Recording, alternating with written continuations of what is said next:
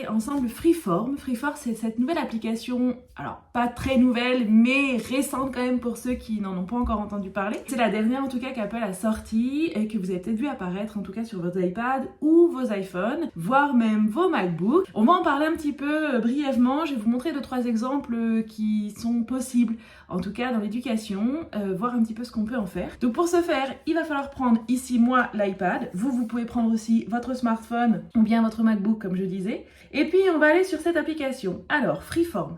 Freeform, qu'est-ce que c'est? C'est un grand tableau blanc. Freeform, on peut y faire tout ce qu'on veut. On va voir un exemple en graphisme, on va voir un exemple en histoire géo, on va voir un exemple frise chronologique, histoire plutôt une leçon de maths ou alors même de français, de langue, etc., etc. Je vous laisse venir avec moi. On va commencer d'abord par créer un tableau simple. On peut y mettre tout ce qu'on veut dessus. Donc on va le voir. On peut rajouter des photos, des vidéos, des photos qu'on vient de prendre. On peut scanner des documents, on peut mettre des liens internet, on peut insérer tout type de fichiers, des JPEG, des PDF, etc., etc. On va pouvoir y mettre des cases-texte. On va pouvoir aussi y mettre des formes pour pouvoir illustrer. Si comme moi, vous n'êtes pas forcément à l'aise avec le dessin, on va pouvoir un petit peu tout intégrer et colorer d'une certaine façon. On va pouvoir mettre des stickers, des post-it, des petites notes en tout cas avec certaines couleurs. Et puis bien sûr, si vous avez un pencil, vous allez pouvoir dessiner. Alors vous pouvez dessiner aussi au doigt, mais en tant qu'enseignante, en tant que professeur des écoles, je pense qu'on a besoin d'un outil scripteur en tout cas pour écrire. Donc je préfère, mais libre à vous de le faire comme vous le pensez. Alors, on commence, on va aller voir un petit peu ce graphisme. Donc ce graphisme, ce qui va être intéressant, c'est qu'on va pouvoir zoomer, on va pouvoir donner des modèles à nos élèves sans devoir y mettre des papiers, des tonnes de papier, sans devoir avoir des tonnes de crayons aussi devant ou de feutres ou de peinture parce que du coup ici, on a tout en un. On n'a rien besoin d'autre, mis à part un pencil et un iPad.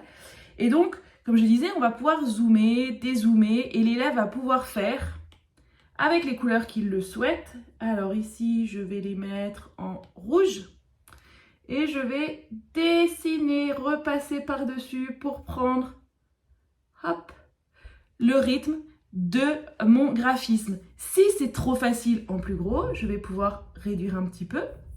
Et puis, je vais pouvoir commencer à être de plus en plus précis. Alors ici, vous voyez, c'est beaucoup plus compliqué pour moi. Il va falloir que je reprenne des cours de graphisme. Donc voilà le premier exemple, en tout cas, au niveau du graphisme. Allez, un autre que j'aime beaucoup, c'est la frise chronologique. La frise chronologique, ici, on va pouvoir voir le 19e siècle, l'Antiquité, le Moyen-Âge. Moi, je l'ai créé et je vais simplement prendre une étiquette et je vais pouvoir la glisser où je le souhaite. Je vais pouvoir rajouter ici, j'avais mis, hop, et je vais même vous zoomer, des illustrations. Et puis de l'autre côté aussi, des explications par rapport à cette frise chronologique.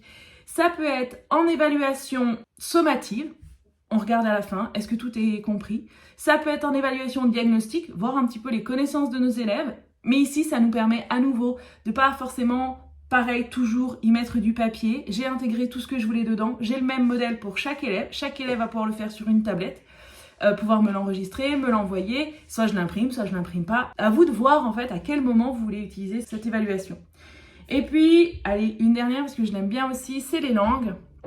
Ici, vous voyez que j'ai un modèle qui est fait de base. Vous allez pouvoir y mettre ce que vous voulez.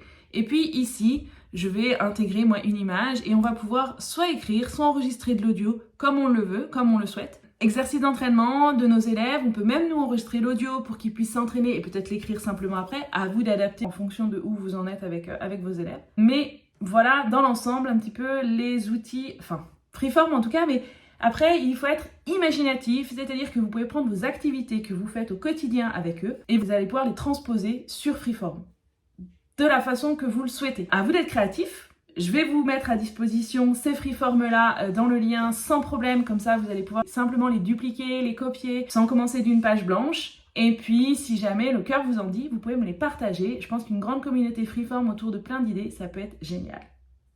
Merci.